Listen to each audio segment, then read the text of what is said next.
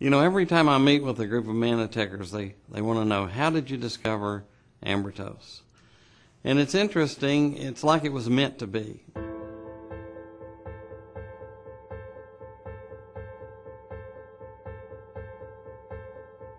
It all started at Aunt Helen's house when I was about 9 years old. And to keep us kids busy, they would send us out looking for buried Indian treasure. I know year after year we'd dig a lot of holes around looking for the treasure. I remember specifically when I was about 9 years old, we found this round object with a hole in it. And we had access to sparklers.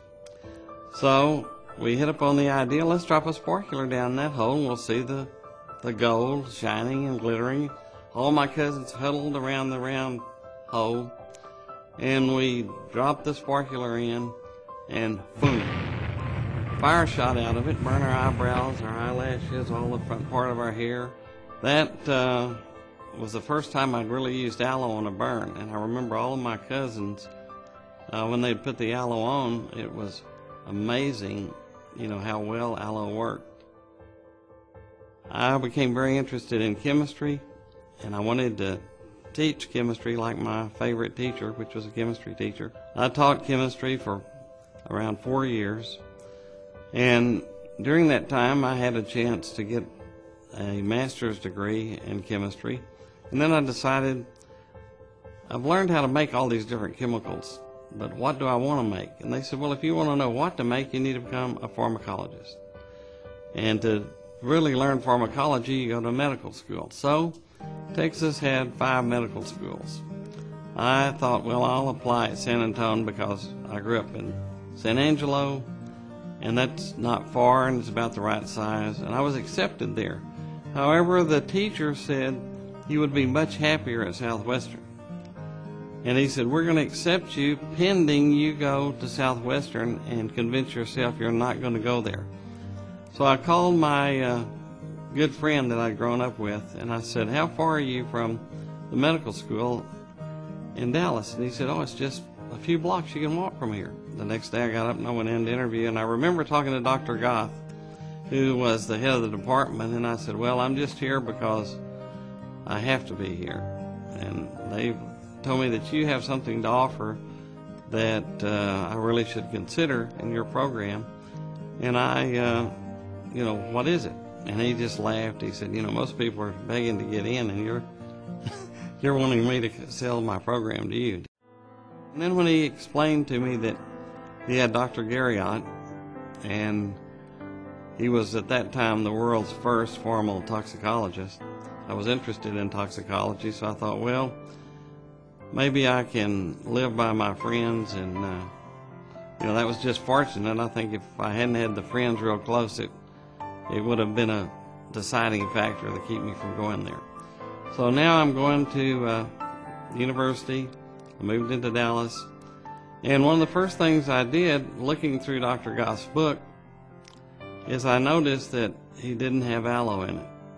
And I was convinced that aloe, you know, was the best thing for burns. And I said, why don't you have it in your pharmacology text? And he said, that's interesting. He said, you know, I use fresh aloe myself, but no one's been able to find the biologically active ingredient. Sometimes aloe works, sometimes it doesn't. And that's why it's not in my text. AvaCare came and offered us a small grant to study aloe, and Dr. Goth had remembered my interest in aloe, so I was assigned the project. And I guess, you know, if I hadn't been blown up in Aunt Helen's and ended up at the medical school, I would have never had the opportunity to do this project for AvaCare. So I run our general drug screen, which normally would find any known drug. And what was interesting is there was no biologically active ingredients found. I told the AvaCare, you know, people that I knew aloe worked from my personal experience all the way from the time I was blown up at Aunt Helen's.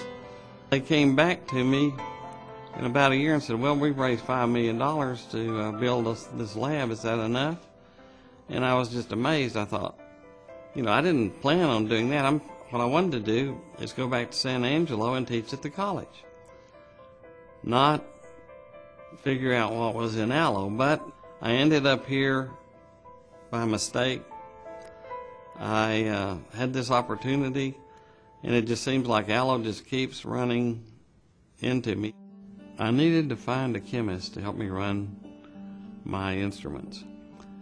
And it seemed like every time I offered the job to someone, they would take a job somewhere else.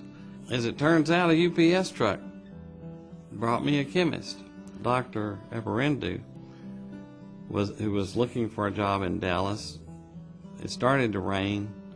He needed to get across to catch a cab, and the UPS truck driver felt sorry for him and said, well, I'll take you to the hotel down the street, but I need to make one stop. And on the way there, he stopped and he got the packages out, which were chemicals. And Dr. Eberendu thought, gosh, they're using chemicals, maybe they need a chemist. And he came in, applied, and he was perfect for the job. And it wasn't until a year later that I found out that Dr. Eberendu accidentally was brought there. So it seemed like every time we had an obstacle, it was removed. So it was meant to be.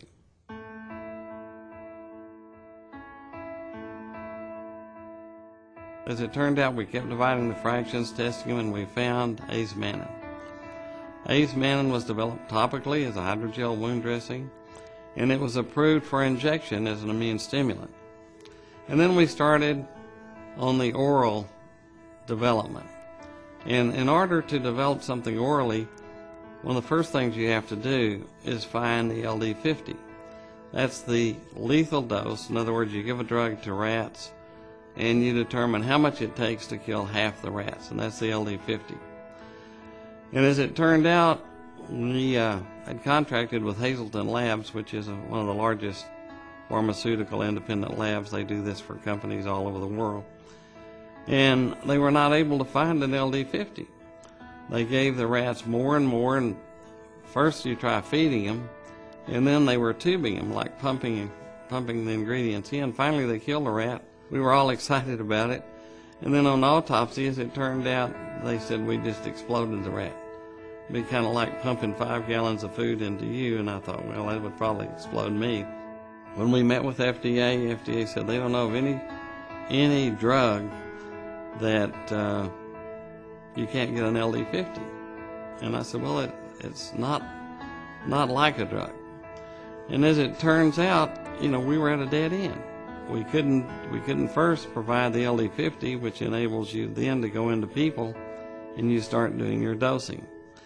So I thought, here, how can I